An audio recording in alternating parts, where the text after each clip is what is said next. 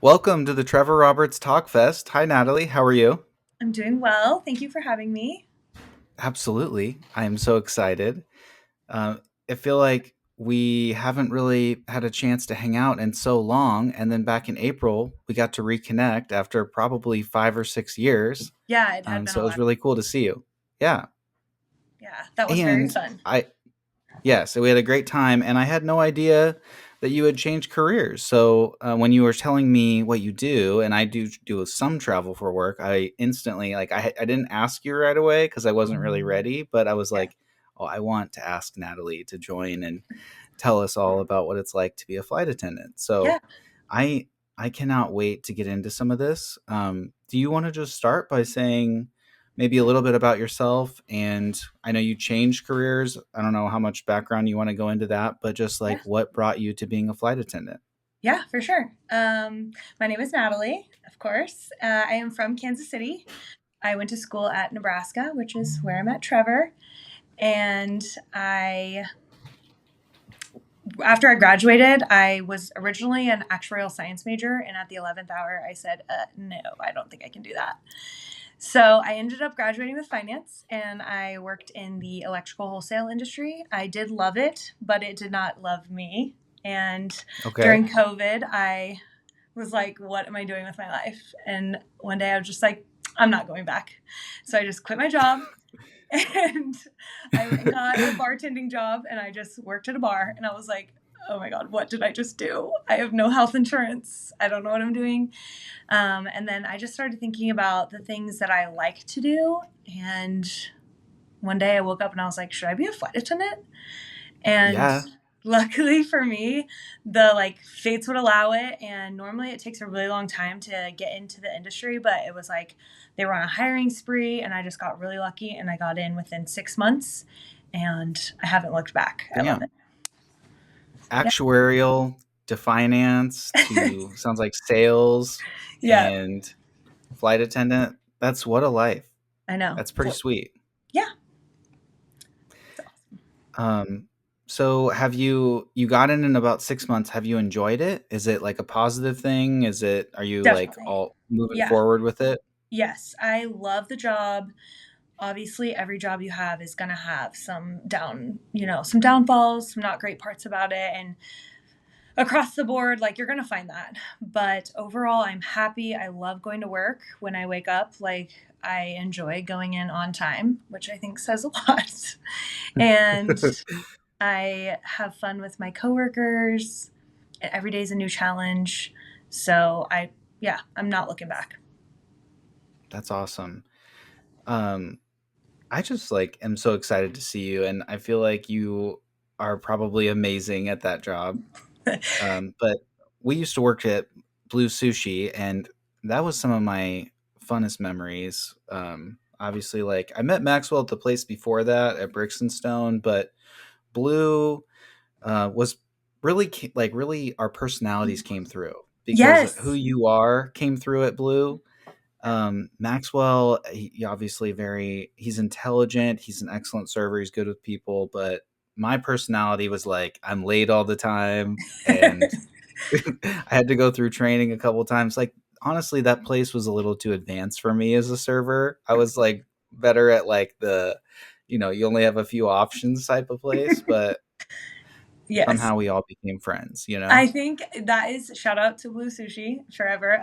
But I think I always credit them. Like we really did grow up there. I feel like our manager Jake like really helped us, like fostered who we were, and we kind of figured out that like, oh, is this for me or is this not for me? So I appreciate them Yeah. for. Yes. Okay, so you said that it was during COVID that made you kind of look into it. Was it something you've been thinking about for a long time, or was it just like somebody told you about it on a whim and you thought you'd give it a try, or how did you like get inspired to do it? And I also, like, wish. did you fly a lot before this? Like, were Okay. you any fear of flying or? No, no fear of flying. So I grew up. My dad So my dad will tell anyone this, but I don't remember it, so it's alleged. I grew up flying with my dad. His job, he flew all the time, like you, traveling all the time, and he worked for a great company that paid for his family to go with him. So he would take Wow. us out of school, or during the summer, like we would just join him on trips. They were never very long, like 3 or 5 days. So I was very fortunate that I was able to do that growing up, and I just really loved being in the sky. And I can remember my first flight with my dad. It was to San Antonio, and he just took me out of school. Like, I was in my uniform. I went to private school, so he pulled me out of school, and it was a Southwest flight, and I was like, oh my God, this is so cool. And he'll tell you to this day that on that flight, I was like, wow, I hope I can be a flight attendant someday. That's such a cool job. So apparently Yeah. it was in the back of my mind, but that's alleged. I don't know. So that's Very how I got into cool. it. Shout out to your dad. Yeah. Yeah, for sure. So it was always on my mind. And then I can't really say that there was like something that happened during COVID, but I literally was waking up every morning being like, what am I going to do with my life? And my dad was like, maybe you should be a contractor because apparently you don't like 9 to 5s. And I was like, yeah, I don't like them.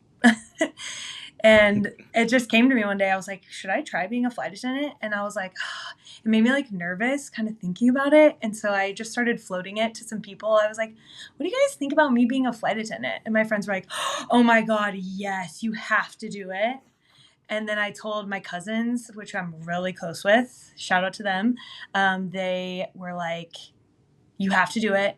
We're going to make you do it. You're going to do this. And so I was like, okay. So I just went full send, and then it was great. I loved it. That's awesome. Can you talk about your schedule a little bit? And I'll just briefly say that I had somebody else on here, and they had like one route. They just go from one place to the other. That's it. So Yeah. I feel like they don't get some of the fun aspects of it, which was fine with them. But Yeah. it sounds like you're very different. So I'm curious, like, what is your schedule like? How does that work? It all depends on seniority. And that goes for, like, as far as I know, for all the major carriers in the United States, it's the same. Whereas seniority is like you kind of get to pick your schedule more. I'm very lucky at Southwest. We are very flexible in our work schedule. We have great benefits in that aspect.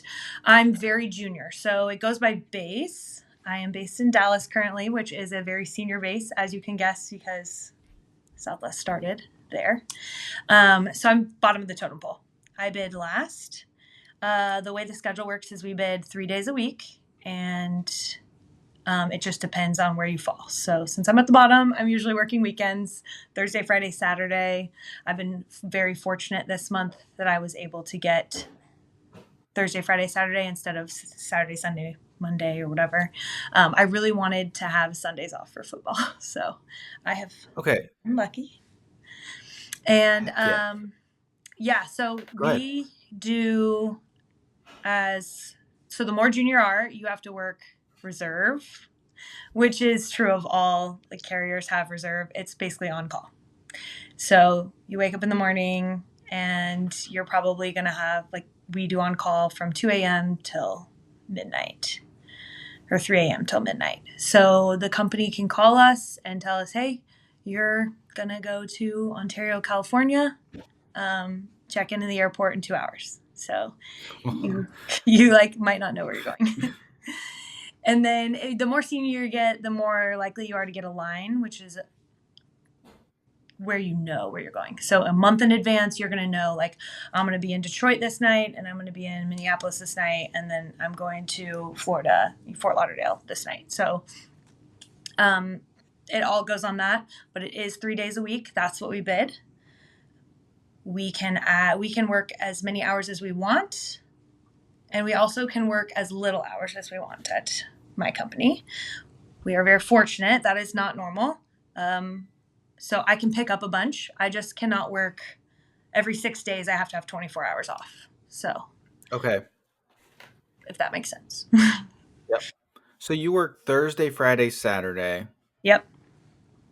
So in Southwest, I don't really understand its segments, I think, and it's different. Yeah. Is that right? So Like, what let's do say you you're mean? working Thursday. Are you? that's one flight, and that counts for your day, or No, you can work anywhere from 1 to 7 legs. That's per our flight attendant contract. Our scheduling wow. department typically will not schedule us 7 legs. You could see me, I would cry. I'd be crying by the end of the last one.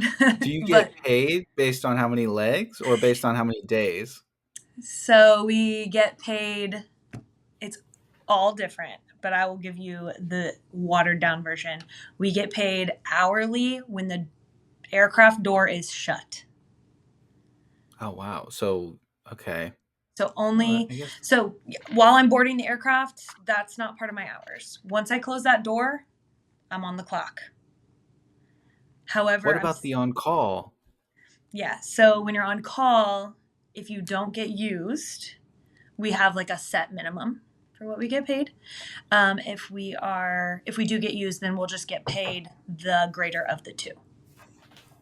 What about like flights delayed, canceled? Um, so this is where it gets a little dicey. It depends on if you're on call or on reserve, or if you have a line. When flights get canceled, it depends. Sometimes you're covered for what your original flight would have paid. And sometimes if you're on call, then you're just paid what the on call rate is. It is so complicated. And every time I explain it to someone, they're like, how do you keep it all straight? I don't.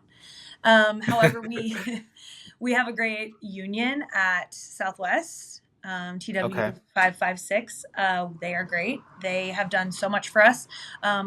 We, in our contract that got passed this year in April, right around when I saw you, we have some protection now for when we do have delays. We do get paid a little extra when we're on the ground longer than an hour and a half. So that is nice. It's not much, but it is, every second counts, because before that we were paid nothing. So I could sit in an airport for 8 hours and it would be free. Dang. Yeah. So I guess it must be pretty good when you're actually in the air. Otherwise, it Yes. wouldn't be worth it. So Yeah, and the hourly rate, that's the thing yeah, about a lot of people that are misinformed on it. They'll be like, "Oh, your hourly rate is so high." I'm like, "Except for it's hourly per when the door is closed. So yes, it's higher than a normal hourly rate, but you have to account for the fact that my duty day is probably 8 hours, whereas the door's only closed for 5 hours of it." okay. Um, I have noticed, and maybe this isn't a Southwest thing, but sometimes I'll roll into the airport and I'm checking a bag on this particular flight because maybe it's a longer one or something. And Mhm. I say hi to the person that takes my bag. Yeah. And then I see that they're also the person that scans me when I'm about to get on the plane. And then they're also the flight attendant. And I'm like, you're everywhere, but it doesn't always work out like that. But I don't That know. is wild. I don't know that that's true because Okay, maybe I'm totally wrong. I don't know. because Maybe they're not the flight attendant, but they're the person that's taking my bag and then checking me on the plane or something. I don't know. But I'm like, if you check your bag at the gate, they might grab it, but we all have different roles. So we have the people that work the baggage, the check bag area have a different role. And then we have customer service agents, which are the ones that you would be like, my flight got canceled. Can you put me on a new flight? Those are the ones that have yep, the patients, like godlike patients, like they deserve the world. And then our ops agents are the ones that board the plane, and then the flight attendants are on the plane. So we all have different okay, roles, and we all have different things that come back on us. So the ops agent can't really change. They can't change your flight, but they can, check you in on the flight or check your ID and stuff. The customer service agent can change your flight. So. okay. So let's say it's just a regular week. You're working Thursday, Friday, Saturday. You don't know Mhm. where you're gonna go though. Is that correct? Probably not until the day of, till the morning of. We get a 2 hour call out window, which is really nice. But yeah, they'll call me when I'm on reserve. They'll call me and be like, "Hey, you're going to San Jose tonight." Back when I was based in Denver, sometimes I would get the call and they're like, hey, we're sending you to Honolulu, Hawaii. And I'd be like, all right, let's go.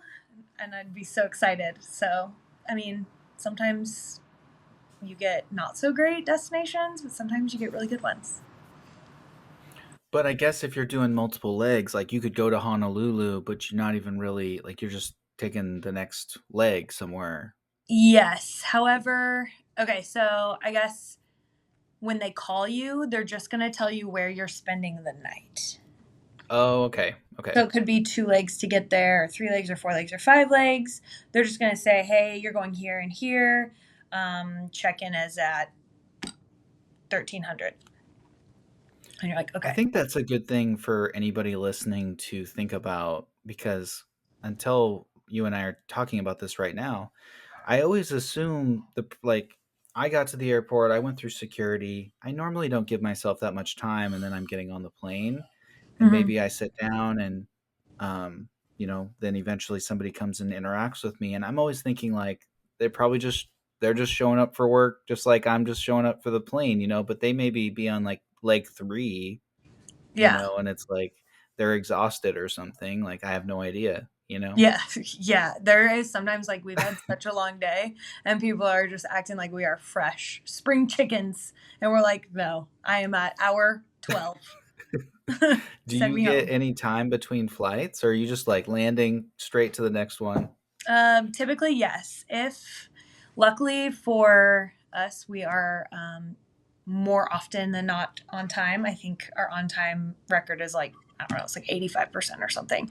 So, that being said, whenever we are on time or early, we do get like 2 minutes to ourselves. But the way that Southwest works, this is just for Southwest. uh, I don't know other airlines.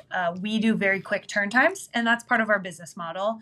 If anyone has studied Southwest, which is like, it's a company that a lot of people study in their business classes. I know I did in college. We have eliminated a lot of the overhead, and one of the overheads is planes sitting on the ground. So planes sitting on the ground don't make money.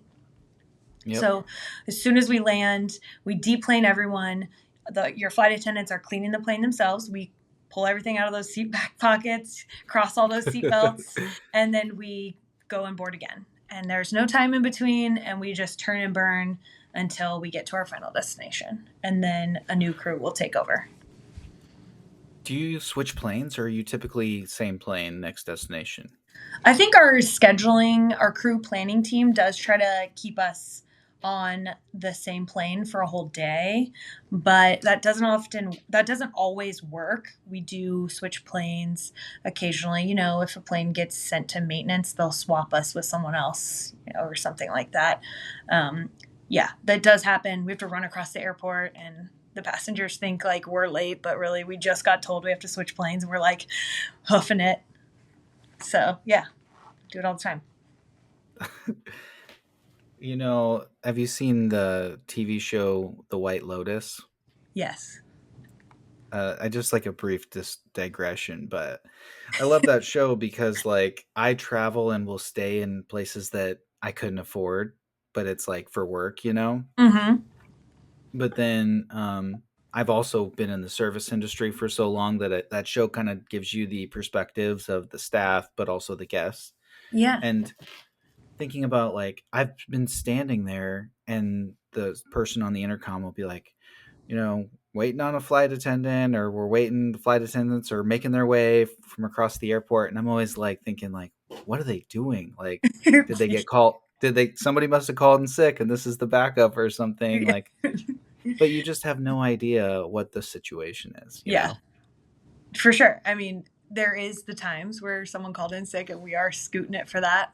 But more often than not, it's because we had a last minute plane swap. So yeah. Awesome. Do you do any international flights at all?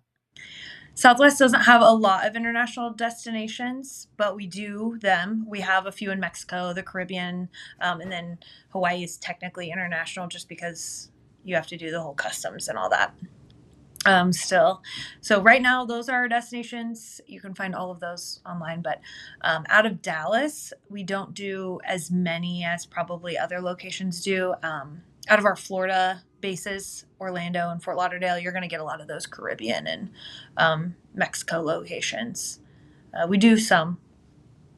I've done a few. Typically, the ones to like Cancun are just you go there and back. You're not staying the night. Um, but when you go to places like Hawaii, where it's like a 5 hour flight, those you'll spend the night there. Okay.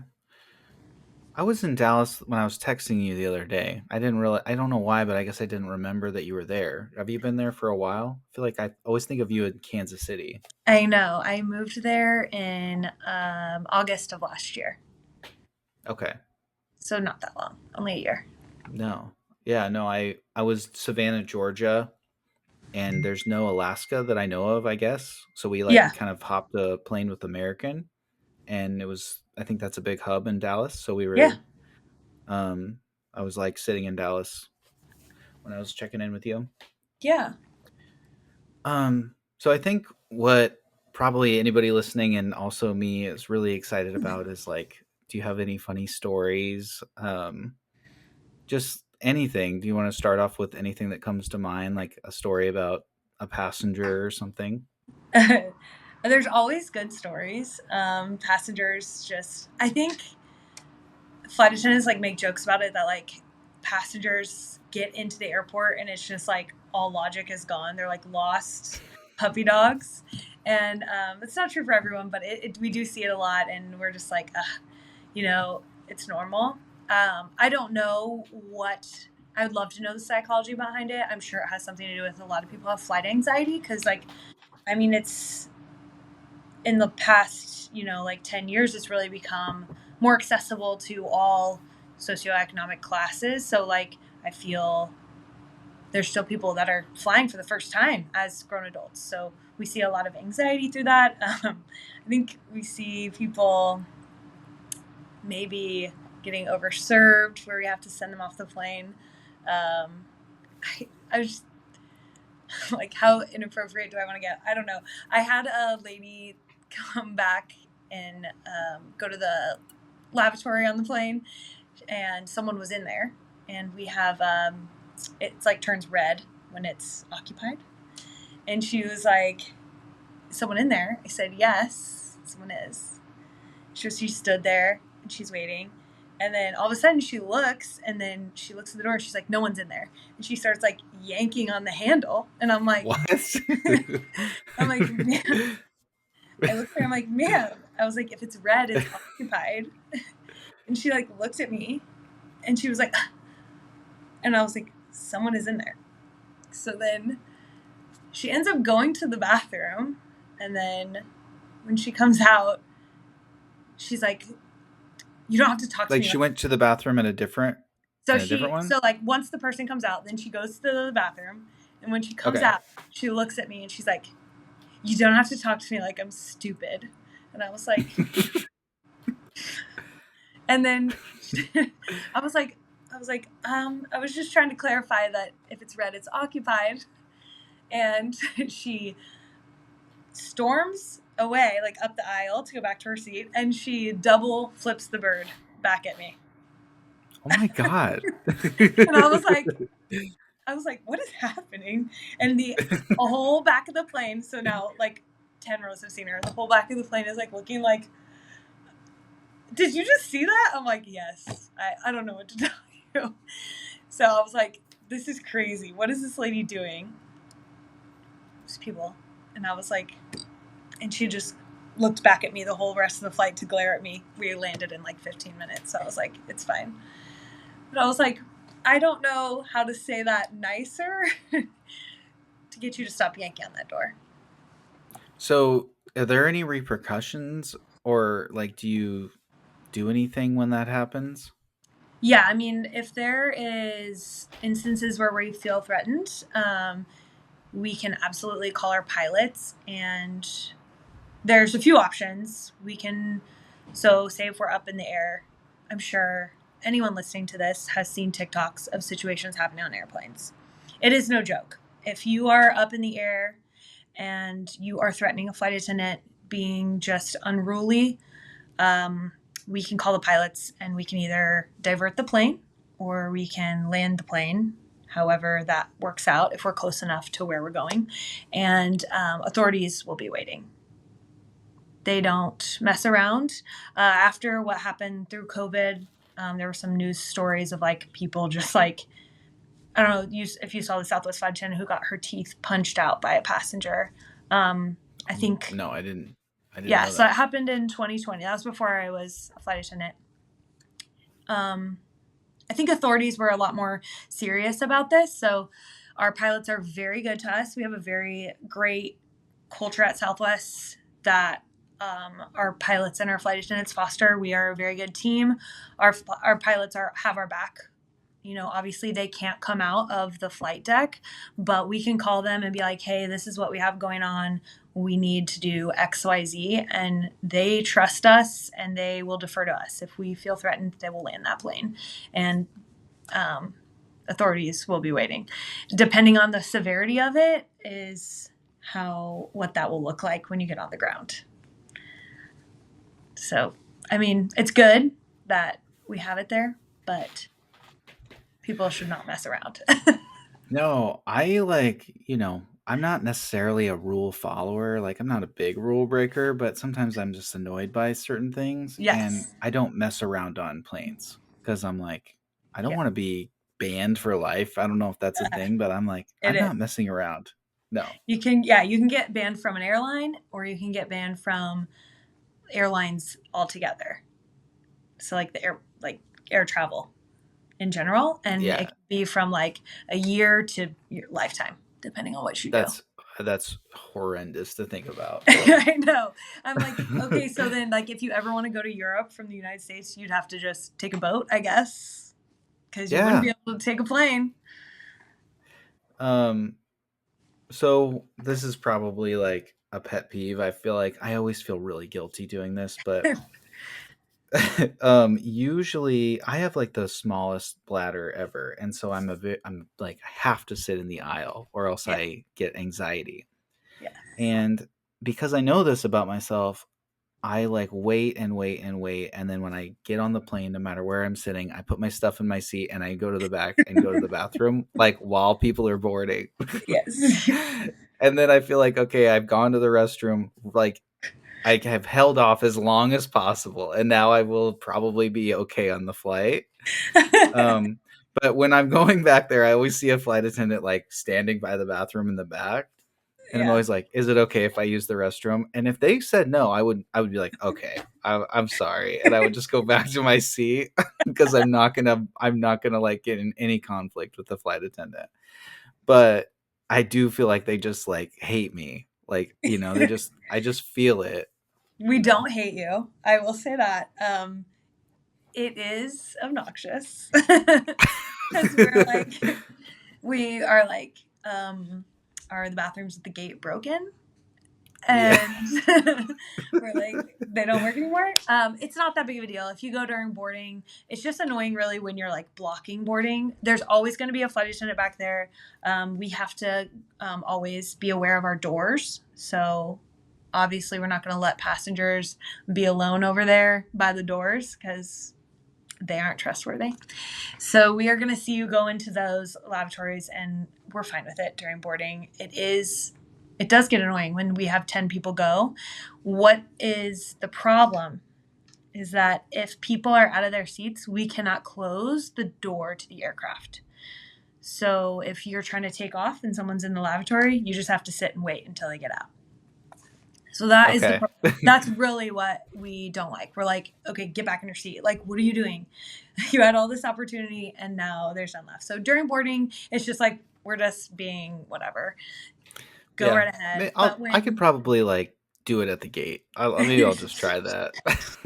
yeah, maybe you should so you don't annoy your flight attendants. Or you could just bring like a bag of chocolates and when you go back, be like, hey, I got this for you guys. And then use the lavatory and then they'll be like, oh my God, we love you. So there you go. There's your hack. That is a good little. Yeah, I like that. Maybe I I will will do that. say this another funny story is not a few years ago, like 2 years ago, I was in Boston and the ATC network went down. It like was dead. So all the flights were grounded. and I had just checked into the airport. I had stepped my little toes right in there, and then they're like, nope, you can't go anywhere. And I was like, cool. So everyone was like so frustrated. They're like, how long is this delay going to be? And everyone's like, we don't know. The ATC is down. So all of us are like, okay, we're going to go hide on the airplane because passengers will take it out on us. So we're waiting on there. 4 hours go by, 4 full hours. And then finally the ATC Yikes. back up and running. And they're like, hey, we can get going. Our ops agent is like, we're going to start boarding. We're like, we're ready. We're ready, willing. Let's go. Let's get out of here. So I have a little joke that when people go to the lavatory during boarding, they always run back and they go, can I go to the lavatory? Or can I go to the bathroom? I'm like, yes. And then they have to tell me the reason why. And I'm like, I don't need to know why. I already told you. We all have to go to the bathroom. I was like, I already told you yes. I don't need a reason. Just pop your body in there and use the lab. So this lady comes running back and she was like, can I use the lavatory? I'm like, absolutely. Go right ahead. And she's like, I was waiting because I was just afraid the plane was going to take off without me. And I said, for 4 hours? She goes, yeah. And I was like, and I was just like, how long does she think it takes to board a plane? Because it's not 2 minutes. It is definitely 30. So I was like, one, I didn't need to know, but thank you for telling me that you held your bladder for 4 hours for no reason. For no reason at all. Just to go in the aircraft.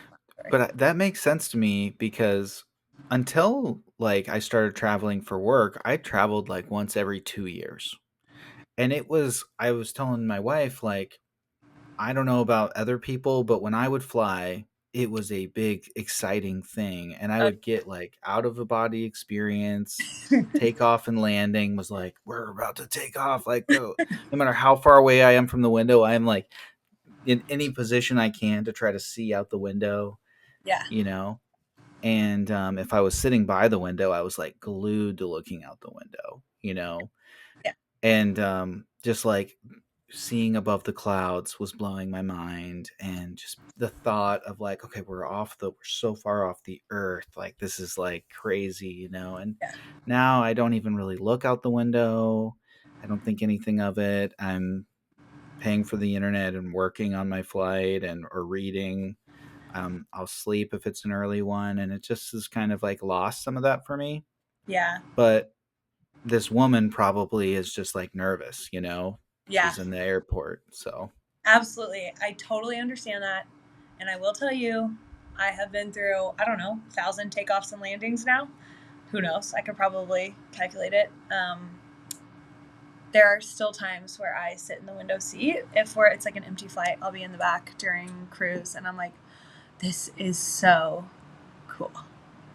Like, how cool is it to be up here?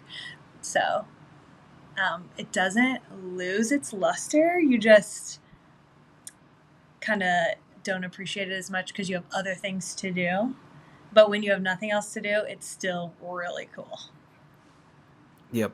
I just left San Francisco and there was nobody in my seat at all. Mm-hmm. And I got to scoot over a little bit, and I even took a video, and I hadn't done that in a long time, but it was beautiful. You could see the bay and the bridges and the mountains in the background. Like, it's just a really cool scene. So gorgeous. Yeah, I love it. have you ever had any turbulence that scared you or the passengers? Yes. Not bad. I've had friends tell me of like stories of them. I think sometimes like turbulence comes out of nowhere. I don't know the technical terms for it all, but there's like pockets and stuff. And then like just like when you're on a lake, you can hit the wake of another airplane. So you'll get turbulence from that. It's all very fascinating to me. I have had times where I'm like standing in the back trying to pour a Coke and I like fall over, to the side. I'm like, oh my gosh, we have handlebars. I definitely have had times where the whole plane has been like, ah, and then it's fine. That is the importance of, I will say it over and over again, is like wearing your seatbelt. Some passengers act like the seatbelt is like the most uncomfortable thing in their whole life. I'm like, you can't even feel it. I'm like, What are No, you? I put it on. I make it a little loose, but I put it on. It's like Yeah. no big deal. Like, Yeah. I think that flight, it was over the summer, maybe 6 months ago. I think it was like Singapore Air or something, where they had such bad turbulence, unexpected, and it like everything flew up in the air, and like all these people got injured because they weren't in their seatbelts. And that's like the thing is like sometimes you like the pilots can't like see it. They don't like have a way to be like, oh, this is going to be like a dead pocket of air that's going to shake the plane. If they could, things would be a lot different. So when it's like that's why it's so important to like keep that seatbelt on and just mind your business when you're in their seat. Sometimes you hit it and it's shocking and everyone screams. You get back to business, smooths out, everything's good. um, the only thing that ever happened to me wasn't when I was working at all. It was just like a personal trip, and we couldn't land, and they just like had us keep circling Yeah. the whatever the landing spot was, and it was a little scary because I wasn't used to flying yet, and I was like, "Why aren't we landing?" And there was storming outside. Yeah. So they Um, just, yeah. yeah, just kept circling. Yeah, that happens. I mean, it's happened to me quite a bit. Sometimes we just have to take a detour. Sometimes you land in a different location completely, and you just are like, okay, I'm here now instead of there. Um, okay, so if I ever sit like in Comfort Plus, sometimes I'll get upgraded, and I don't think Yeah. Southwest does that. No, not Um, yet. okay. Well, anyway, I just mean to say that I'll be like near the front, but I'm not in first class, so I have to. I don't know if I have to, but I feel like I need to use the lavatories in the back, Yes. and I'll be like making this long walk back there, and I see so many hilarious like people are just passed out. They're making Yeah. hilarious faces. People have blankets on their face, and but it's fascinating to see like somebody is just zoned in with their big headphones into their phone. They're watching a movie and they look excited, or they're reading, or they're like tongues Yeah. hanging out because they're asleep, or Yeah. their kids are going crazy. And it just feels like this surreal, like almost like a movie, or it's like the coolest scene. You look around, everybody's in their own world, you know? Hmm. Do you ever think like that or Yeah. I get like mean, I'll that? be there's a lot of flight attendant like Facebook groups and stuff, and some people be like, when you're walking through, like, are we in the simulation? Because like it's Yeah. like people just yeah, it's wild to just walk through, especially on the nighttime flights when all the lights are out and everyone's just doing their own thing. Some people can't sleep on flights. I don't have that. I am usually the one drooling like head back, tongue out. But yeah, it's fun to see what everyone's doing. I've seen women put like eyelashes on while they're in the air, and I'm like, how are you doing that? So yes, it's cool to see all that. Okay. So let's talk about um let's see. Maybe like perks and travel tips.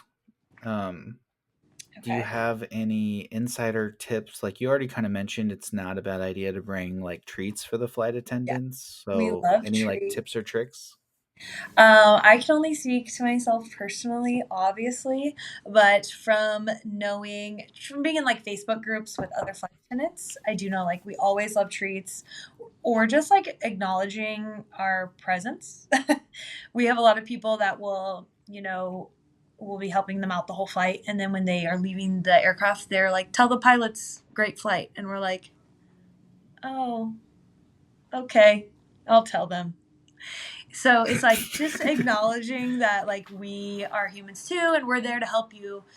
First and foremost, we are there for safety. So we are there to make sure you can evacuate that plane if something were to happen. And we are just up there serving drinks because we need something to do up there. So we like that when people acknowledge, we are taking our time out of our days. We love chocolate. We love little treats. People bring us like local treats. I've had people bring like a dozen donuts from like a local bakery, and I'm like, oh my god, that was so sweet. The whole crew and stuff. Starbucks gift cards, all that. Love that. And if we're feeling like we want to maybe hook you up with something, we might.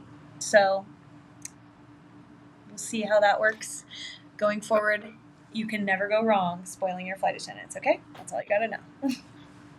So is that like if you wanted to get hooked up on a flight, that's kind of the best way to make an impression is like bring something? Yes. Or yeah, definitely bring something. It doesn't have to be anything crazy. Like some people will just go like get a bag of like those individually wrapped like Ghirardelli chocolates and they'll just be like, here's Yeah. for you guys. Sometimes people will bring us each like a bag of candy. I'm like, that is so sweet.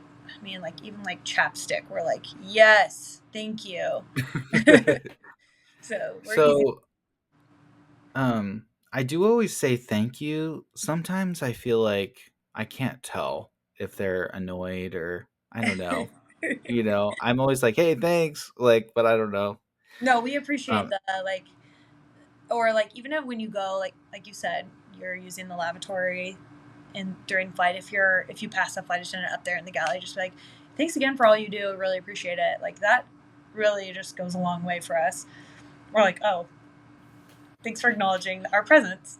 Because we get a lot of people that treat us like servants, ringing the call lights. So yeah. it's nice to know that people are aware we are there for their safety and ultimately at the beginning and end of everything we do on that aircraft, it's about the safety of the people on it. So that's nice. Do you ever notice this like this is a frequent flyer? Like I know who this person is or no? I don't, but I also, since I am so junior, my schedule is so like sporadic and I don't do a lot of the same thing. However, I do know that like more senior people in our company that bid, since we bid our schedule monthly, they will bid for like the same schedule each month or different ones depending on what they want. They have um, will see people, multiple times, but I have never seen someone twice. Okay. Honestly, I don't either. Like maybe I'll do a client twice a year at the most. So Yeah, I'm almost always going a different place. yeah, Um, and I'm not like a diamond or whatever. Like I get like the second or third level because I travel a medium amount, I guess. Like, okay. but I don't know how much you have to be traveling. Like maybe like a flight attendant, but I mean, I don't know how people get to the top. You know? I don't know either. My dad used to fly 4 flights a week on Southwest, and he Wow. never said he saw the same flight attendant twice. So Okay. What did your dad do? he worked for an insurance broker in loss Okay. control. So he had to do a lot of like factory visits and stuff throughout the country. 4 flights a week. I know he was traveling all the time. Um, 2 weeks ago, I went to Minnesota and then to San Francisco and then home. So it was 3 legs, Mm-hmm. and that was insane. So You're like, I that's too could much. not. I mean, it was too much, and it's taken me like 10 days to get caught up. Like I just felt like my Yeah, body. Do you get that? I don't have it just because I think the most like emotionally, physically taxing part of flying is checking into the airport and actually physically getting to your gate. Because once you're on the actual plane, it's like, I'm good. Do you get like special privileges going through security and stuff? Yeah, we have our own line. It's known crew member. We have our own line, and then same with anyone else in security. We get randomed, and then we just go through full security. But we have different rules. If we're in uniform, we can have liquids and stuff like that. Just because we pack our lunches and we travel for days at a time, so we have to be able to have our water bottles and whatnot. Do you put your bags or whatever, or do you walk through a metal detector, or is it just sort of like you're in? You're just in. Unless you get randomed, then you go through the regular security line. So we probably get randomed like I think they say 20% of the time. Oh, So that's a decent amount. I mean, yeah. So it's not bad really. Like we still would put all our bags through the scanner and they would just the person that's looking at them is like, oh, they're crew. So they can see like my water bottles in there and whatnot. okay. Um, let's see what else. Do you? Okay, so maybe we'll just talk about like behind the scenes. Oh, Do yeah. you have good relationship with any pilots? Is it, or do you not ever know them? Like you're two different organizations. I would say I can only speak for Southwest, my experience at Southwest, obviously. Um, I have very much love our culture of our flight attendant and pilot relationship. Our pilots treat us very well. They're good to us, and vice versa. Our flight attendants are good to our pilots. However, we never work with the same crew twice. Wow. So since I've been there 2.5 years, I've worked with the same person twice, maybe three different times. Um, As far as pilots go, like, do you sometimes have the same flight attendant crew? no, that's annual. Wow. Yeah. So for 3 days, for your 3 day trip, like say this trip I'm in Philadelphia tonight, I'm in St. Louis tomorrow, I will have the same crew of flight attendants for all 3 days, but I'm going to get new pilots. I had pilots today. I'm going to have new pilots tomorrow. And even then, I'm working 3 legs. So I might get new pilots throughout the day. So Wow. that part is not at, it, I don't know that that's consistent throughout the industry. At Southwest, we used to have our pilots through the whole trip.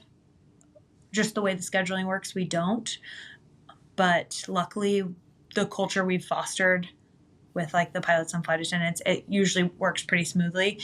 Obviously, it's easier once you've been working with a pilot for 2, 3 legs. You know how they operate, you know when they're going to call, what they need, all those kind of things. So, I mean, you just roll with the punches. It's new people. It's just like working in the restaurant industry, you know? Yeah.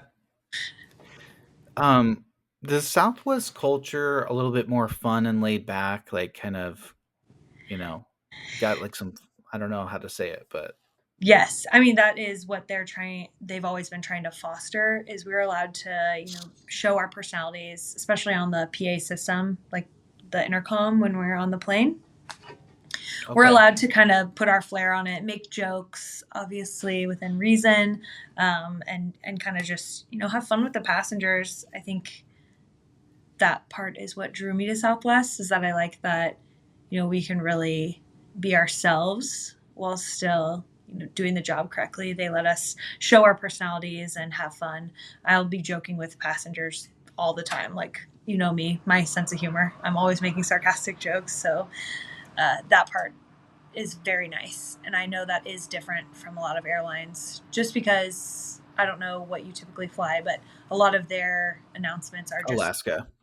okay. So like a lot of the other announcements, I'd say Alaska is probably the most similar to Southwest. Um, but other airlines, like I flew Delta last week, a couple weeks ago, and their announcements are just pre-recorded. So they don't. Okay. So ours, we do have to memorize them, and we say them every time, and so we can add in our jokes however we want, as long as we get across all the information we need. Okay. Yeah, that's pretty cool. I did Delta when I was in Omaha, and Mm-hmm. I think that they're very like customer service, but they're sort of like professional. I don't know. They see themselves that way. Yeah. And I'm still figuring out Alaska. It does feel more lighthearted. They don't take themselves as seriously. Yeah. Um, our hub is in Seattle, so that's why. I mean, it Of was course. kind of Yeah. just like. Um, you mentioned earlier that you don't have first class yet. So is Southwest changing that? Yes. Um, we word on the street is as much as I know is that I know as much as the public knows. So anyone who's hearing this is like, oh, you not giving us insider scoop. I'm not. I don't have anything for you. We are going to a different seating method. We are going to have some seats with extra legroom and some not. Um, so that is being rolled out. I don't know when those planes will hit the actual front lines, but we will have premium seating. The Southwest made an announcement a few months ago that we are also going to assign seats, which we have not ever had in the past. Yeah, So, that's always been your thing. It's like sit anywhere, right? Yeah. So we're going to see what that entails for us. I don't know. I don't know anything. Why? Do you have any idea why they're making that switch? I think they did send out like a thing that said there was a survey done that a lot of people didn't like that we were open seating. You know, surveys are really hard as someone who was a stats major before. Like, only people that are upset are going to really fill out surveys. That's why That's they, true. That's a good point. Yeah. yeah. So for every one bad review you get, just know that you have 10 other good ones because that's what they say. I mean, think about it. Every time you're upset, you're, writing back. But when you're thrilled and happy, you're not going out of your way to write about it. So, uh, No. my opinion is that maybe it was a little skewed. Uh, I'm not I'm not in that department, so that's just my opinion. Uh, a lot of people don't like that we have open seating. I think our regulars, our people that have been flying us forever, love our open seating. I love our open seating, but I guess it's going away. Not my choice. I mean, I don't do Southwest. I don't know if they have a lot in Seattle. Maybe they do. I don't. It wasn't an intentional thing, but I've Yeah. done What are Southwest you flight like doing? twice. I know. Sorry. Be better. But like I know that because I don't know. Every time I've flown Southwest, which was twice, it was out of Hmm. Omaha. I didn't get. You can sit wherever you want, but they still kind of say you're in this group to board the plane, Yeah. and I would be towards the end, sort of. Yeah. And so when I would get on, it was like I could sit wherever I wanted, but I usually had to pick between a middle seat up and Yeah. down, Yeah. and that was pretty brutal. Like I don't want to do that, you know. Yeah. Because it all goes And in, it goes by your check in time. So you were just late to check in, which doesn't shock me from knowing you. I did not know that. So, like when I book my flights through work, I get to pick the seat immediately, like the moment I'm booking it, you know? Yeah. Yeah. So then I know I'm picking an aisle. And I'll sit like way in the back, very last row, if I can have the aisle, you know? Yes. Yeah. I don't care how long it takes to get off the plane. Like I'm almost direct anyway. So Yeah. um this is one that like is sort of a pet peeve of mine, but I guess two really come to mind. Okay. But Same. I do not like it when people take off their shoes at all. I think it's disgusting. Flight attendants don't either. It personally doesn't bother me as long as you're like in your seat. I think it's different. Okay. Retract that. If you're wearing sandals and your shoes are off, I'm like, okay, well, what's the difference? Like, I don't care. I don't care about that either. Yeah. If you're wearing socks and shoes, I'm like, what are we Like doing tennis here? shoes or boots or Yeah, something. Yeah. I'm like, what are we doing? But if you're in your own seat, I'm like, okay, you know what? It's fine. Just do it. I'm like, you know what? Mind your business. I'm fine. The grossest part is, I kid you not, probably once a week, a grown human, will walk into the lavatory with bare feet. Oh my god. That's disgusting. And I'm like, I don't know how to tell you this, but the liquid that's on the floor is not water. That That is is urine. lavatory. Yep. And they're like, it's okay. It's fine. It's fine. I'm like, and I'm pretty loose about like, I've never been like a germaphobe by any means. You know me. I'm very like, Yeah. I'm very like, whatever. Anyone have a sip of my drink, whatever. But I'm like, that is disgusting. You had plenty of time.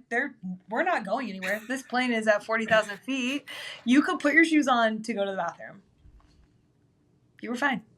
But instead, now I have to watch you put your bare feet all over human matter. Yep. Um that's gross. I can't imagine somebody doing Okay, that. so what was your second pet peeve? Oh, this one's not as big a deal, but it's sort of just laugh a little bit. But when people are like, they have to get off the plane the moment it lands. Oh, yeah. When they like stand up right away. I'm like, what are Yeah, we? this the stand up right away. I'm kind of just like, if you don't fly a lot, it's Yeah. sort of an instinct. You like aren't you think, oh, I'm about to get off, but then you're like, oh, I guess it's another 10 minutes. Yeah. Um, but it's the person that is sort of telling everybody around them, like, I have a connection and my flight's boarding in 20 minutes and I need to get, I need everybody to part the Red Sea so I can get off this plane. I feel like I hope that this can go like viral, this portion of this, a PSA for anyone. If you book a flight with a connection through an airline, okay, and it's on time, the airline will not book a connection that is too tight for you to get to your second one. That is not in their best interest. You are always going to have enough time to get to your next flight. No, I know there's delays and stuff, but yes, they book enough time. I have people tell me all the time. We fly into Dallas Love Field, which is a tiny airport compared to DFW. People will be like, I have 20 minutes to get to my next flight. And I'm like, have you been to Dallas Love Field? And they're like, well, I fly DFW all the time. I'm like, okay, well, Dallas Love Field is 5 minutes from one end to the next, walking your slowest possible pace. Okay. So you're fine. You're going to get there. You're good. And people love to do that. They love to like cut through people and just try to like shove people over. It's so annoying. I'm like, just chill. And for everyone out there, if you're flying on a 737, they only take 10 minutes to deplane. So now you know, Yeah. if you're sitting in the back, 10 minutes. It's not that long. I think it feels so long though for people. I think they'll be sitting there and they're like, I've been here 30 minutes. It's like been 4. So they're like, okay. So. Well, is there like, okay, so the plane lands and then you kind of roll up to the gate, and I'm guessing the thing has to kind of like come over and attach to the plane somehow before they open the Mm-hmm. door. Yeah. You have to But be fully parked. Yeah. okay, is that what that is? Like, Yeah, like a car. Think about a car, like when you like put on the parking brake. That's kind of what the planes are doing. So when they put on the parking brake is when they can turn off the seatbelt sign and everyone can get up. And that's okay, an FAA rule, not an airline rule. So that's like actually a real rule. that makes sense. Mm-hmm. Um, what about when the plane's taking off? And I've noticed like used to be my Wi-Fi wouldn't work. Now it seems like it's working all the time. Is that a Mm-hmm. new thing? I think I know Southwest changed our Wi-Fi. I think probably a lot of other ones. Elon Musk and his Starlink, came out. It used to be that like when you were taking off, like things were still like starting up, just like you would start a computer. Okay, it takes a few minutes for all the things to get going. So they're starting the aircraft, they're doing all their tests. Yeah, the Wi-Fi takes a little bit to boot on because it's not like your router at home. Like I've had people on the plane be like, "Can you unplug the router really quick?" And I'm like, "That's not how this works." it, it takes a lot longer to connect to everything and get working. So yes, that definitely was the case. I think now a lot of the airlines are switched to a better internet, so you can connect really quickly and get on it right away. Okay. Um, what else? Okay, so when there's usually 10,000 feet, or I don't know what it is, but there's a moment where somebody pops on and is like, hey, we're still descending. The Mm-hmm. seatbelt sign is still on, but we're at 10,000 feet. And I don't even know what that announcement is because it seems like don't take off your seatbelt and don't get up to Yeah. the lavatory yet. We're still descending. Yeah. But I get that announcement every flight. Yeah. And usually I get up and use the lavatory right then. But I feel Oh like you're my not God, you're supposed the to. worst. You are the worst. Don't come But on my like flight. you're Actually, you know what? Don't fly Southwest. I don't think on my plane. but why, what is that announcement? Like what is that for? So the 10,000, below 10,000 is a critical flight, sterile flight deck, if you will. So this is the time where the flight deck is the cockpit, as most people know it. It's sterile, so the flight attendants can't call it unless there's an emergency. So this is the time where, I mean, if you've heard about it, like planes do go into autopilot when you're up in the air. Okay, like they're just going on a straight track. They've got a route to follow. They can just follow it. During landing is the time where the pilots are fully involved. They are. This is critical time. Accidents happen under 10,000 feet. This is the time where we need everyone, all hands on deck. Your flight attendants are in the back. They are in their jump seats. They are, making sure that everything is safe. They're looking over the cabin, make sure everything's good. Your pilots are landing the plane.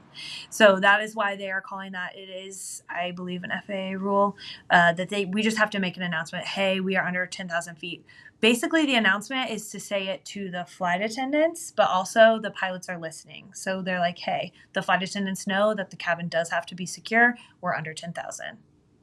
And it's same for going up too. That's why you get that That's chime when you're going up. okay. Yeah, no, I was thinking about when we're going up.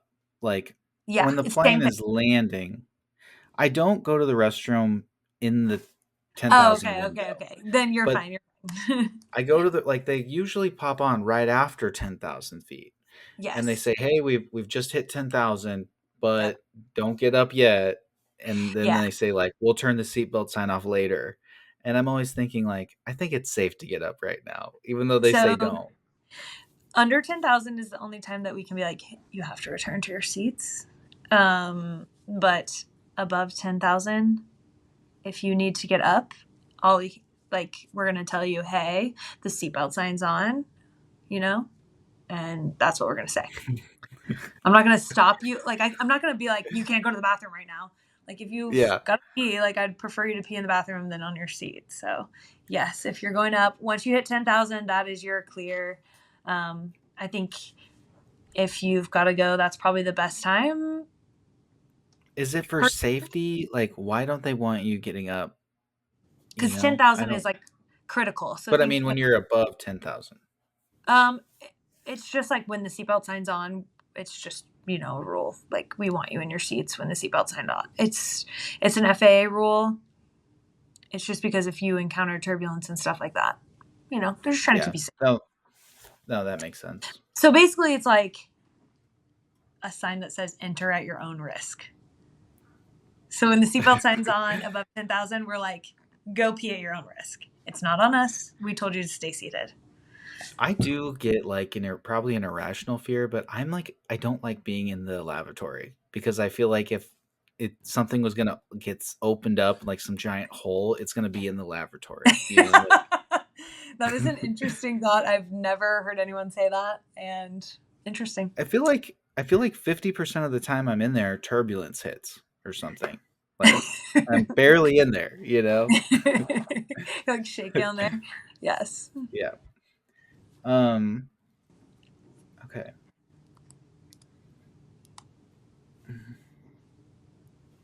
I think this is a little interesting, but have you become familiar with certain airports that you like better than others, or um, certain cities? I guess. Familiar.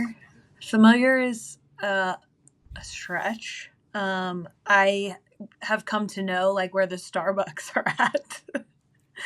Okay. um, Is there a Southwest like club? Like, is there like a lounge area? no, we don't have lounges. We don't have that. Maybe that's going to be in the works someday too. We'll see. Um, Southwest is typically at the far end of the gates because we are always trying to take off the overhead so that we can pass the savings on to the customer.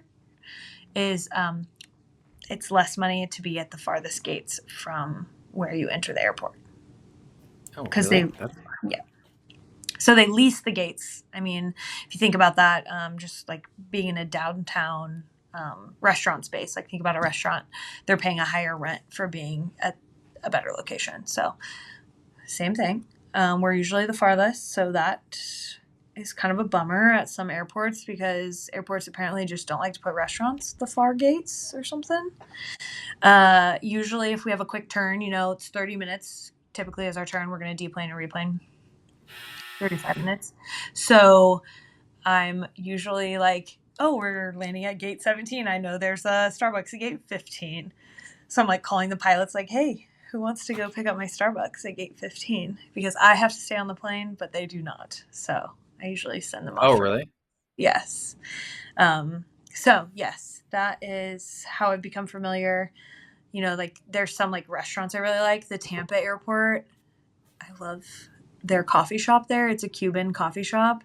And like if I'm flying through there, I will like break my back to go get a coffee there. I'll be like, I'm going early. Thank you. I'll have to go 30. Like, yes. Other airports, I always love the Austin airport. They have really good food. Um, and then any of our bases, Southwest has 10 or 11 bases now. We have like a crew lounge there. So like if I have ground time, I can go down to the crew lounge and hang out there, which is nice. Okay. Have you been to Palm Springs? Yes. For leisure and for work, both. Okay. I like their airport. It's How like it's sort of, outside? yeah, it's like an outdoor airport. Yes, it's so cool. I love that airport.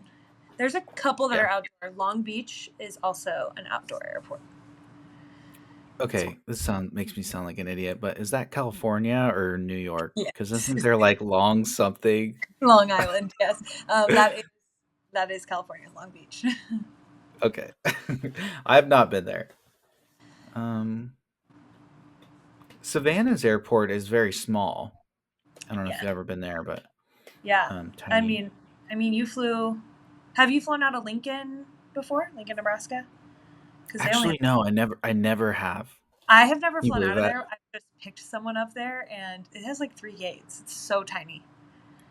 Yeah, So no. I was always like I wanted to do it, but I wasn't United. I think that's a United only. yeah, And they I think like you're. basically go to Denver and I would always drive Yep. there. I think So, they I go don't to know. Denver and Vegas. Okay, that makes I sense. think that's the only two. Well, but I heard that they might be getting a flight to Austin, which would be sweet. Um Oh, obviously that. I would have you yeah, either Lincoln or Omaha is getting a direct flight to Austin, which I always like flying to go see Maxwell, you'd have to connect. And I feel like it made it more expensive. Like you could fly to Dallas for 200 bucks. It'd be like Hmm. 450 to Austin. Oh yeah, it was always more expensive to Austin, for sure. Yeah. They're proud. Um Dallas, I feel like Dallas, Minneapolis, this, I mean, if you happen to live there, you get the best flights. They're direct, they're cheap. Yeah, I think yeah, Dallas is good. Living in Kansas City, we have really good direct flights. Center of the That country. makes sense. Yeah. Okay, so can you just talk a little bit about I watched the TV show Flight Attendant, so I don't know if it's like that at all, but The one I with guess where I'm gosh, coming Kaylee Kuko. Is that the one? she's from Omaha, the girl from Yes. uh Okay. yeah, yeah. Well, so I Yes. didn't really watch all of it. My wife had it on and I saw some of it. But like what I was thinking about is like let's say you're doing a leg and you're not Thursday, Friday, Saturday and you've got like a day in between. But they're Yeah. paying for your hotel or something. Yeah. Um do you like ever get little life moments like that where you're like I'm in this city for one night and I don't really know anyone, but I want to go out. I'm going to have like some fun. I don't work the next day and then I like work 2 days from now. Um like and you just find like a breakfast place and get like get yourself breakfast and enjoy the nice part of the city center or whatever. Like do Yeah. you ever do any stuff like that? Absolutely. If I wasn't spending my time with you right now, I would be crawling around Philadelphia, which I'll be back so I can do it again. Uh, I have this thing that my cousins and I think we invented. It's called a snackatizer crawl. And we get on Yelp, Google, whatever, and we find like something that's highly rated, like a restaurant, bar, whatever, highly rated. We go over there and hopefully it's happy hour. I prefer it to be happy hour because, I'm on a budget. And we get a drink and an appetizer. And then from there, while we're drinking and snacking, we find our next destination. And so you can kind of like walk around. It's a really nice way to see a city very quickly and see a lot of restaurants. If it's your first time there, which oftentimes the cities I'm in, it is my first time. It gives me like a chance to kind of see the neighborhood, see kind of what I like. And then if there was a really cool restaurant I saw, I'm like, oh, I can, write that down and save it for later that maybe I want to go eat a full meal there another time. Or maybe I want to go to this area, or maybe I had a really cool bartender and I want to come back and see them. So that's what I try to do. we have a very good hotel committee at Southwest. They're amazing, and they have found us some really cool hotels down in downtown areas. So typically, we're within walking distance of places that we can like walk to cool restaurants and bars. I love a fancy cocktail just as much as I love a bush light, you know. So I am like Yep. out here trying to get a cool martini and a unique appetizer somewhere. So you get to stay. They don't force you to do the airport hotel. You can do like a downtown area. Um, yeah, they choose our hotels. So that being said, like they depending on the trip, they choose the hotel. Luckily, our hotel committee is really cool. They listen to us. And we told them, hey, if we have a short overnight, we'd rather be by the airport because, you know, we just want to sleep and get back to work. But if we have a long overnight, we'd like to be downtown. So a lot of times, our overnights typically are like 15 to 18 hours. So a lot of times, those 18-hour ones, you'll be downtown. Right now, I'm downtown, which is really cool. So they have a driver for us, picks us up at the airport, takes us to the hotel, and then we are free to do whatever we want. We just have to lobby at a certain time. So tomorrow morning I lobby at 6:50, and we do have, you know, obviously we have to be sober. We can't be out all night. We have an 8-hour rule of drinking. So you can go out and enjoy some cocktails and then get some sleep. So usually I have a few hours of on my own to do whatever I want. That's awesome. Yeah, I love it. Did you? Is this your first time? It looks like you're in Philly with the background there. Are you? Is this your first time? Brotherly love. Um, It is. I think it's my second time here, but the last time I had an overnight here, I was at the airport. So I just was at an airport hotel and was here really quick. So Did you sneak over to like the Liberty Bell area? I have never been to the Liberty Bell yet. I will be picking up this overnight again just so I can do that. I have a friend joining me later tonight. She lives in the area, so she's going to come join me and show me some cool spots down here, Heck which I'm excited yes. about. Yeah. I was there not that long ago, like 6 months or something, and I was blown away by the food because I thought, cheesesteaks and it was just gonna be Yeah. like that. The food I thought was incredible. Everything I ate was good. I honestly, every city I've ever been to, I can find something incredible. I think it's cool to. I mean, we are so lucky with our technology that we can just Yeah. like look up, like Google anything, you know, and be like, oh, that sounds really good. However, I would like me speaking to everyone who wants to start something. I would love an app that just shows happy hours in my area and what time they are. Yep. Somebody listening, get on that. Yeah, seriously. Please do that. I'll be your number one sponsor. I need that. Okay, so I thought this was interesting, but has social media changed, like, is it weird for you if you're posting and you say like where you're at and then people kind of know like where you're at, is, or do you like to keep it private? You don't necessarily want the whole world to know that you're in this new city all the time? I am very open about like where I'm at, traveling and stuff. I take necessary safety precautions. I am a pretty paranoid person, so I'm always looking over my shoulder.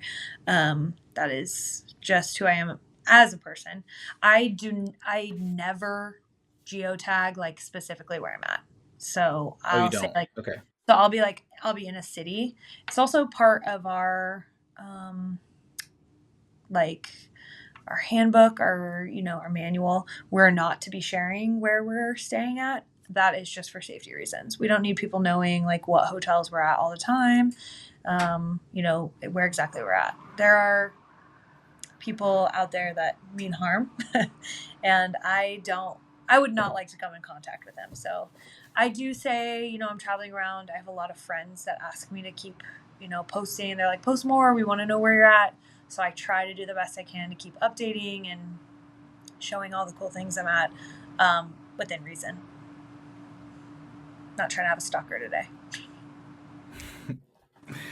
Yeah, I used to do it. It does become a lot, like you're working, and you're thinking about stuff and you're trying to do something whenever you get a minute. Um, and then, for me, it was like, I didn't want to seem like it's all just fun, Yeah. because you're only going to post the fun stuff, but really it's a lot of work. Yeah. Um, okay, so you were talking about how the main duty of a flight attendant is safety. Mhm. And when I was researching flight attendants a little bit, I was kind of like surprised to learn about all of the safety training and like you may or may not need to know CPR. And I don't know if there's other things you have to be prepared for, Yeah. but did you like go through like rigorous training to like when it comes specifically to the passenger safety?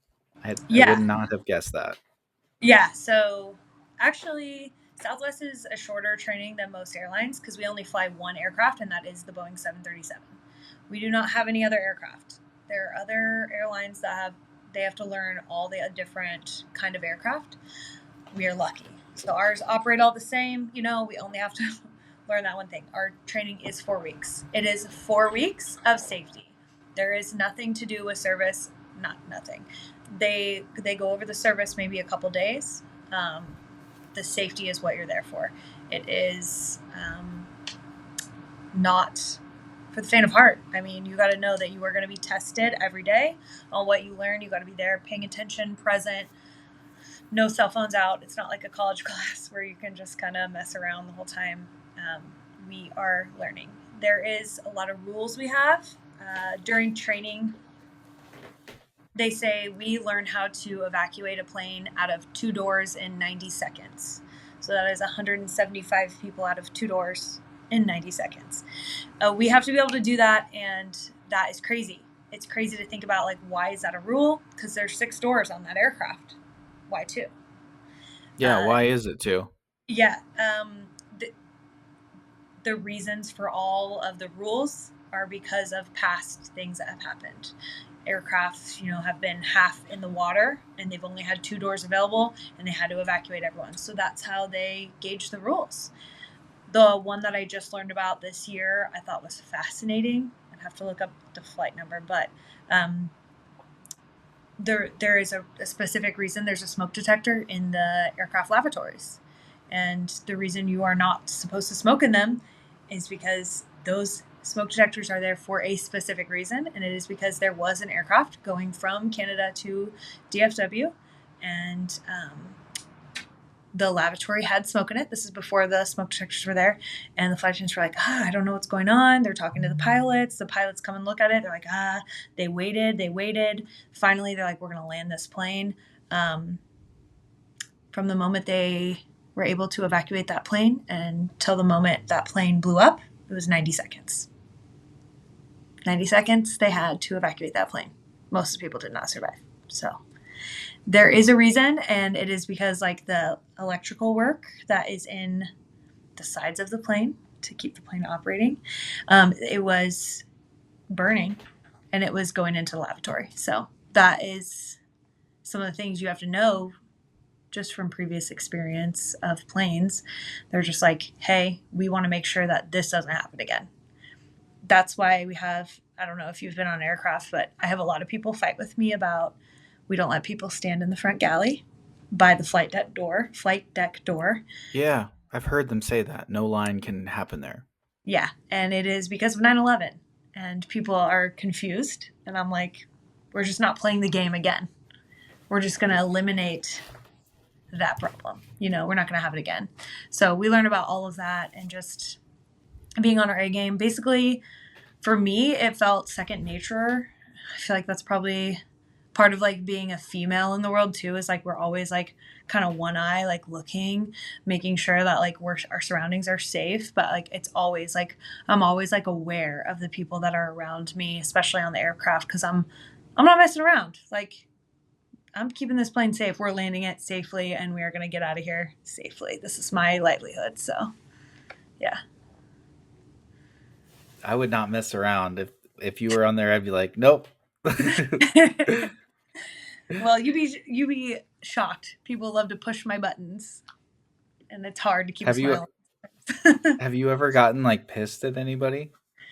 I mean, yes, you've seen me in the service industry. I get upset, but I don't like. There's only been a couple times where I've been like visibly, and I like really try to keep it under wraps. Like I've had people cussing at me. I've had a lady like pretend like she's gonna like swing at me, and I'm like, okay, What? yeah, people are wild. And it's just like I just try to keep the like as calm as I can because, like you were saying with social media, like people are always recording. People are ready to whip them phones out, and I do not want to be the person on there that's just like cussing and saying dumb stuff. I don't want to be that on the internet. I want to be, calm, cool, collected during all of it. Yeah. So I really just try to keep it under wraps. There have been times that I have wanted to cuss people out or I've wanted to cry, and I just, take myself out of the situation and do that in the lavatory. Okay, so the exit row, I sometimes I sit there and I've Yeah. looked at the door. I've always been curious, like whether it's that door or the front door, if there's a door in the back, which there's almost never a door in the back for on my planes. But um, There's always a door can in the back. somebody? There's always a door in the back. There's some way to get off the plane. Okay, you're probably right. Yeah, but okay, so I'm just like, can somebody literally just open that door if they pull that big handle? Like, looks like there's like a big red handle. Like, Yeah. could I grab the door and open it mid-flight? I mean, mid flight, you could try, but the pressure would probably not allow you to. And I also wouldn't because you would go to jail for a long time. Well, wouldn't you get sucked right out of the plane if the door really opened? Yeah, but because of the pressure, you wouldn't be able to open it. Okay. Like I think mean, I about don't want to. I'm just like thinking, yeah, I but don't like if it you if somebody could, because that seems like some idiot could get there, you know? yeah, if you do a little Google search on some people that have opened the exit door when they're not supposed to, there was one maybe a year ago now, and they were on the ground, and he just wanted to get off the plane, so he opened the exit door and jumped out on the wing. He probably went to jail, right? Yeah, he went to jail. Yeah, Good. yeah, Like that's the thing I feel like you see in movies, but if you know, like that calm down scene, I think it's in some I don't remember. It's like an Adam Sandler movie. They're yeah, telling him to calm yeah, down. He's like, I am calm. yeah, yeah, Or maybe it's Ben Stiller, but yeah. I think I don't know. But No, it anyway, is I'm Vince. like, It's anger management. He's like, calm. yeah, Yes, is that Adam Sandler or Ben Stiller? it's Ben Stiller. Yeah, Okay. But I'm just like, you don't want to mess around at the airport. You don't want to get banned or kicked off or anything, you know? that's it's so funny. Like that TikTok guy that went or the that what was the thing? It was like very demure, very mindful. That's what you want to be in the airport. Very mindful, very demure, just like minding your own business. Get Hmm. yourself there, smile and wave. Okay, so I kind of go back and forth on this when it comes to checking my bag, but I don't like having two bags. And I in the beginning of my like travel, my wife was like, "You should buy a nice laptop bag." Mm-hmm. So I did. And it's leather and it's like goes over one shoulder and it's nice, but it's heavy. I loaded up with like two laptops and all my work stuff and it's just annoying. And so I wish I had gone with like a book bag. Would have been much Yeah, better. yeah. But Feel I because I didn't, I'm like I don't love pulling a roller bag because I'm already feeling like lopsided with the way I'm walking in the airport. And it's just become easier for me to check a bag. And also, I probably do overpack, but I'm not like the guy that brings one pair of pants and like two shirts and that's it. Like, I like to have everything I want, I know. you know? Yes, I know you like to look a certain way, and I appreciate that about you. I get it. I totally get it. Listen, if you want to check your bag, check your bag. We don't care where it goes. Just make sure you feel Well, right. I guess because I don't typically have a bag to put up top, I always put my laptop bag down by my feet. And Yeah, because of that, I don't really care when I board the plane because I'm yeah, like they'll say, you know, flight's full, we need people to come up and volunteer. And I'm thinking like I'm not putting on anything up top, like I don't care. yeah. But sometimes I get in a seat that there's like a metal bar or the way the seat's configured, and I'm Yeah. always in the aisle. It doesn't fit under my seat very well. Yeah. And it'll be like sort of where my feet are supposed to be, and it doesn't bother me, but they're like, can't have your things there. And Mhm. I know I'm gonna get my laptop out and work. And Yeah. being from Seattle, my flights are always like 3 hours plus. Like they're Yeah. longer flights, you know? Yeah. So I'm like, no, like I'm keeping this bag with me. And I'm like the nicest person, but I care deeply about like I'm not putting this up top because I don't want to stand up and get it. Like, you know. Um and so like that's another thing that I feel like I probably bug people, but I really am good about like I don't get my laptop out until the window where you're supposed to. And Yeah. I am like avidly against. This is a huge pet peeve, I guess. I don't think anyone should ever lay their seat back. Like I would never do that to somebody, and I do not like it when the person in front of me does that. I think that's a personal preference. I'm the same way. I have never reclined a seat. Never in my whole life. I'm like, no, I don't need that. If I needed to be laying back, then I will pay extra to be in first class. Like, I don't need that. I don't need it. That is not the norm. I think like it's 50-50. I think people do whatever. It's the same with the window shades. Like, a lot of people think they should be down all the time unless you're trying to like look out. I personally agree with that. I think they should be down because I'm like, what are you looking at? Like, like I Is am it like, like the light coming in is like I don't yeah, have any.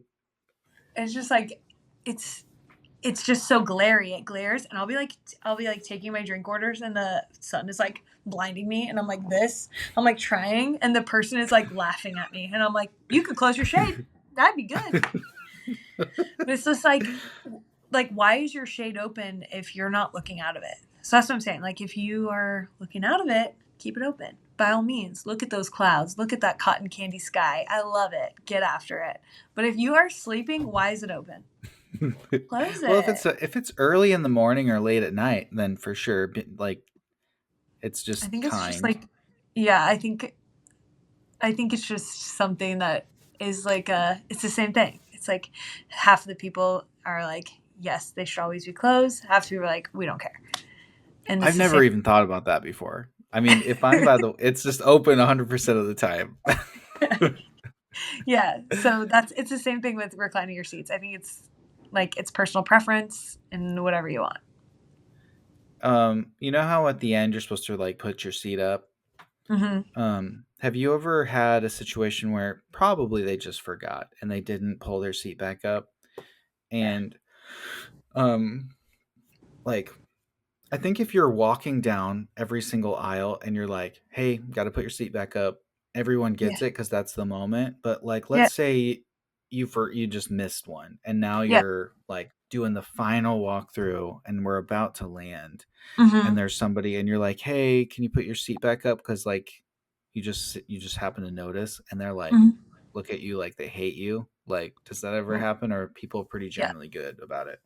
People are good about it, but there's also people that are like, I'm like, can you put your bag under your seat? Like, I'm like, oh my god, like this is not even.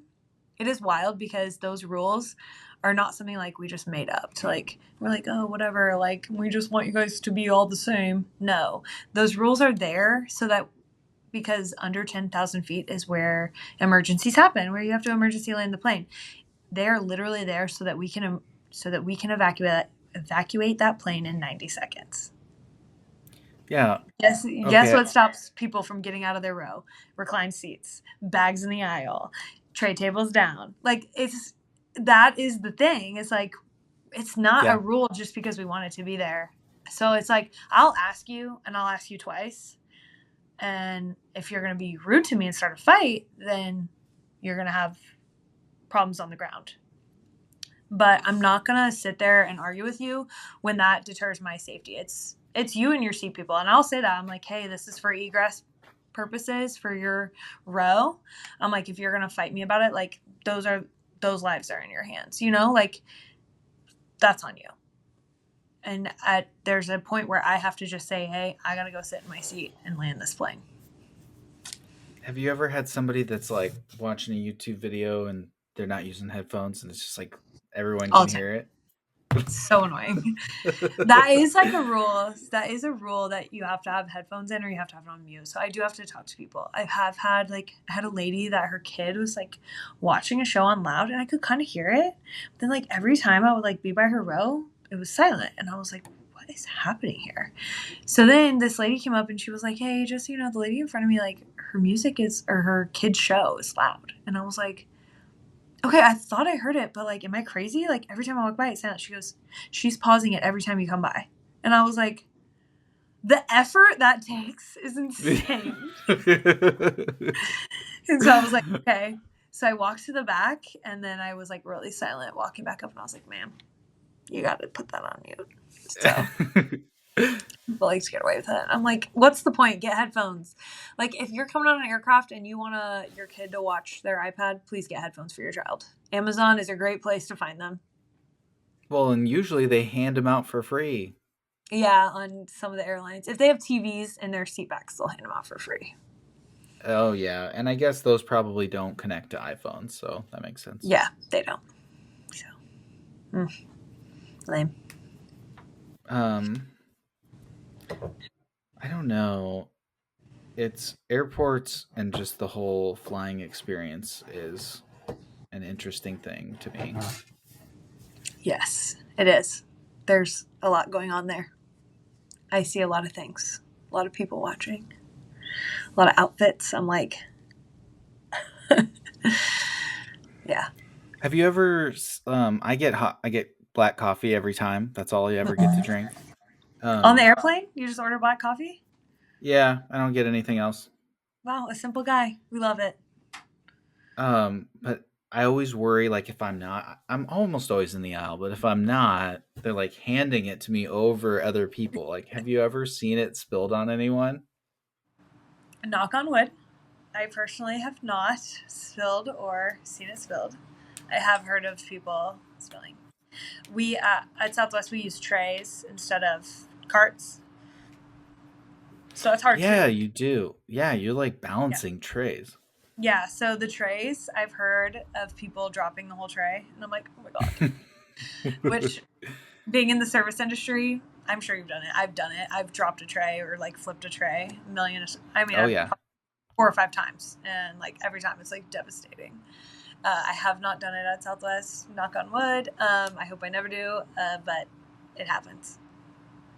I mean, you're in there, turbulence, whatever. Yep. One time at Spaghetti Works, we used to have these like I didn't realize you worked there. I forgot about Yeah. Spaghetti Works. What a great restaurant. Oh yeah. I was 19. And we had these huge trays. You could fit like probably 8 to 9 if you really did it right, like bowls of pasta on it. So this was like, Okay. big, huge tray. Yeah. And we had these like 44-ounce giant red Coca-Cola cups. And you could Oh, get, your pop in that or whatever. yeah. And we would have big parties come in all the time. It was cheap and it was pasta. People would do it before the marathon and the lead center events. So Yeah. you'd always get a table of like 20 people. And Yeah. so I would grab that big tray and there's a tray stand. And I got Uh-huh. pretty good. I'd put it up on my shoulder and then whip it Yep. down on the tray stand. And I have it full of pops and I take like 2 steps out and like I'm starting to lean and all of a sudden one just flies off the side and the weight You're like, shifts and I'm like, oh no. And the weight goes over here, a couple fall off, and then there's like the whole thing just dumped. And the sad thing is it took me forever to fill it up. The whole floor, I mean, the whole table just saw it happen.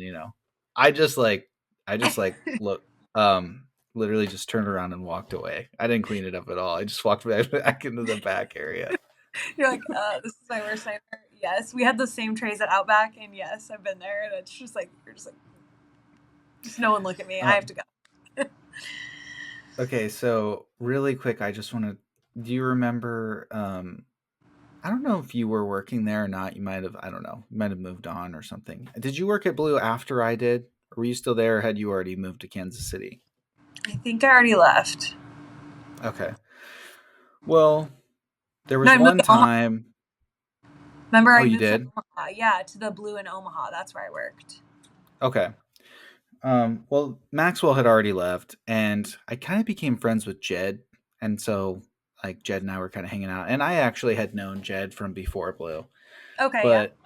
but um, I was out back like having a cigarette, doing a smoke break, and I just like greeted this table, got their drinks, and then like I brought their drinks out to them, and then I like was like, all right, I'm gonna go smoke, and I think I was out there talking to Jed, but then if you remember Emily, she came out, and I like Mhm. was always bumming cigarettes, like I Yeah. never bought them because Yeah. I didn't really smoke, but I was just like, oh, while I'm here. And Emily came out, and she was like the person that bummed me the most cigarettes. And she came out, and I was like, oh, I'll have another one with you.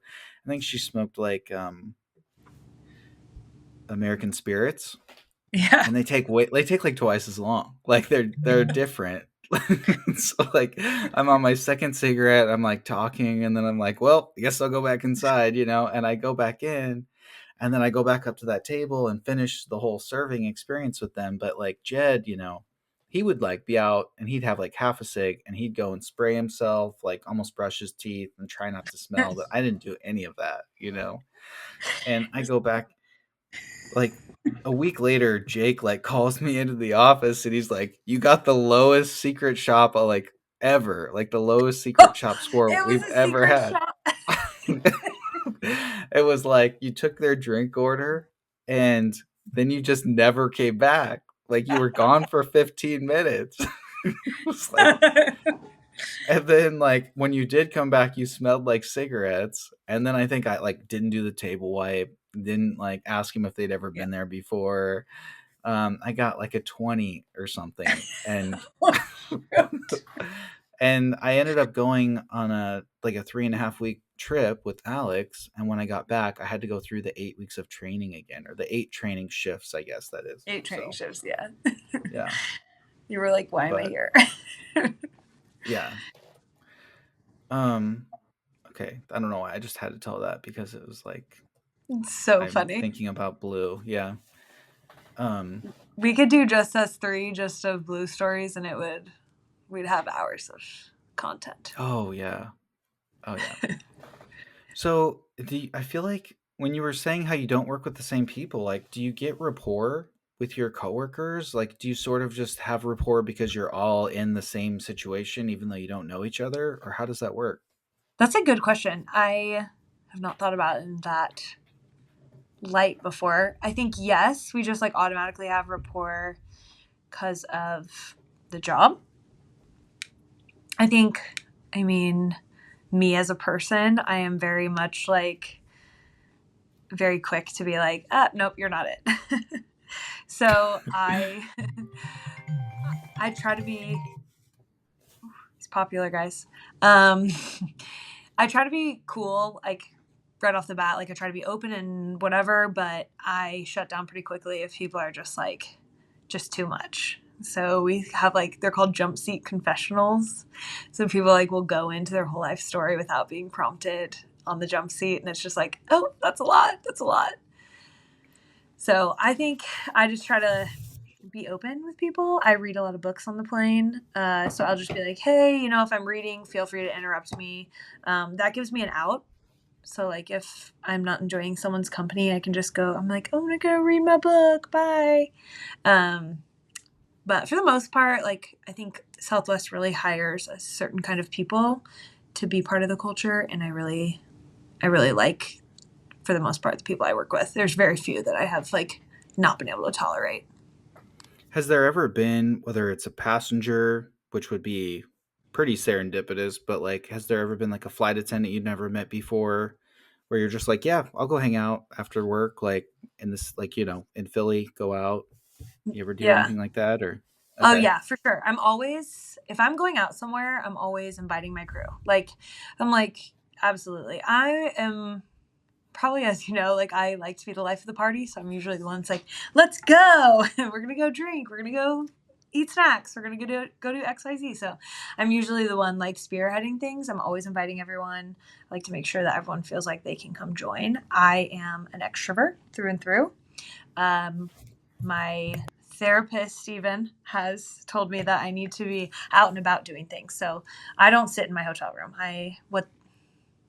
Someone who goes in their hotel room and closes their door is called a slam clicker. I am not a slam clicker. I'm the exact opposite.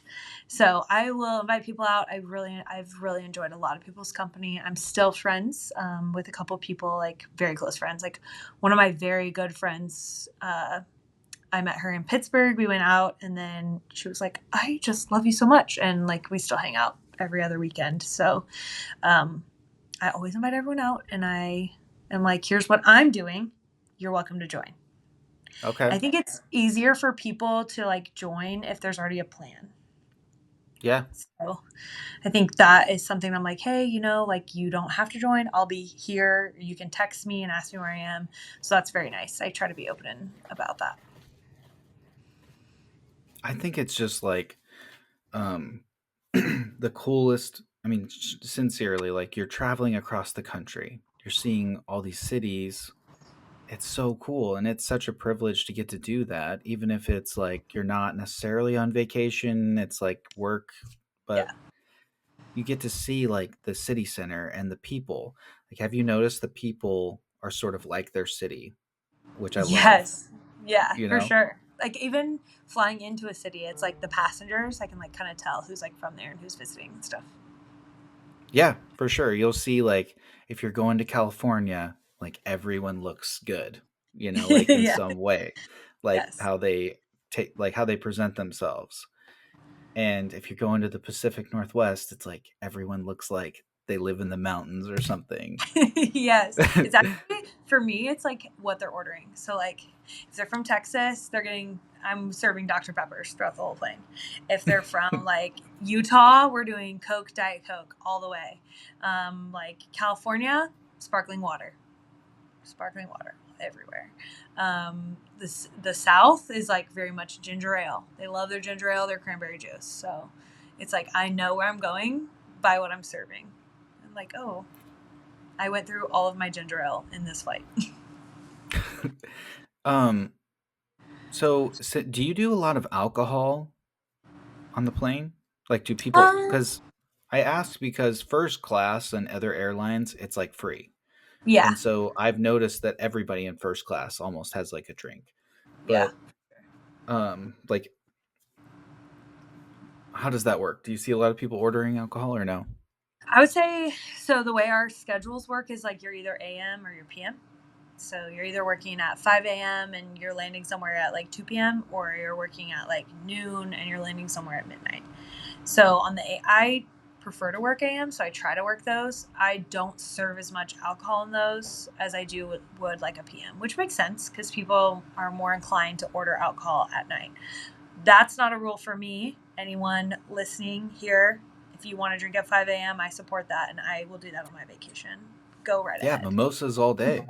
Yes, go off, do whatever you want. You're on vacation, you can do whatever you want. Don't let anyone judge you. I will say though, at night, more people will order alcohol across the board on the airplane. It is interesting. I think people like feel like it's so expensive, but we serve shooters, which are what 2 ounces, and Yeah. It's $9 for 2 ounces. A single pour at a restaurant is 1.5 ounce. So do with that what you will. It's pretty cheap. It's also a flight. Like, it's going to be a little more expensive. But yeah, I mean, like $9 for 2 ounces is like pretty standard across the Yeah. board for bar. I mean, like for an airport bar, no. Like you're for 2 ounces, you're paying what, $18, $20. Yeah. It's So always expensive. yeah, I'm like it's cheaper on the airplane. Come up on here and drink. Although we can only serve one alcoholic beverage per hour, so that's an FAA rule. So people aren't Okay. getting sloshed; they're just getting a slight buzz, if you will. I saw somewhere that if you, like, because of the altitude, alcohol affects people even more than normal. I don't know Yeah, if that's that's why true it's or not. the yeah, it's true. That's why there's like only one per hour. It's just like something to do with like the oxygen in your blood. It's the same with if you've seen any of the studies on the your taste buds are 30% less. So that's why a lot of people like to drink like Bloody Mary mix, tomato juice, or like apple juice in the air, and they wouldn't drink it on the ground because it tastes less salty or less sweet. Wow. Okay. Yeah. Sweet. I didn't know Yeah. that. But the Yeah. person next to me on my last flight ordered just a can of Bloody Mary mix. I was like, who does that? Is that a pretty common Yes. thing? Yeah. A lot of people ordered on the aircraft, and I was like, that is weird. And then I figured out that, yeah, it's just because you can't taste as much. So it tastes very good to a lot of people. Okay. All right. Well, I feel like maybe I'll bring this one to a close. Did you have any like final stories or anything that you wanted to cover that we haven't? I mean, I'm okay on time if there is anything you want to talk about. No, we can, I'm sure I have plenty of more that I could dig in the archives. Um, but we can do it another time, probably. Let's see. Are you reading right now? That's what I need to know. Are you reading a book? Tell me. I need a book Yes. recommendation. Well, I don't know if this is something you're interested in or not, but this is called Fans First. Okay. Love it. So, I can tell you really quickly. Um, Tell me so all the. it's yeah, it's by the it's by Jesse Cole. So Okay. he and his wife started a baseball company or a baseball team that is called the Savannah Bananas. Oh my gosh, And that's about them. I know who they are. Yeah. yeah, you know them. Yes. Okay, so his wife's name's Emily. Emily spoke at our conference in Savannah.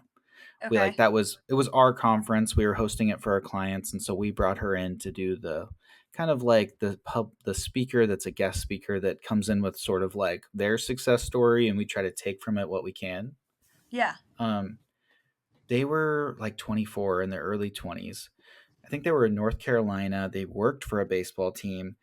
They really didn't have any experience other than working for a baseball team, but they were like, we want to start our own team. I don't know. They said they took loans like millions of dollars. They probably Mhm. had some money of their own, but they went to Savannah, and Savannah's baseball stadium is only like 4,000 people. It's very small. Like, I think a regular stadium could be like 50,000.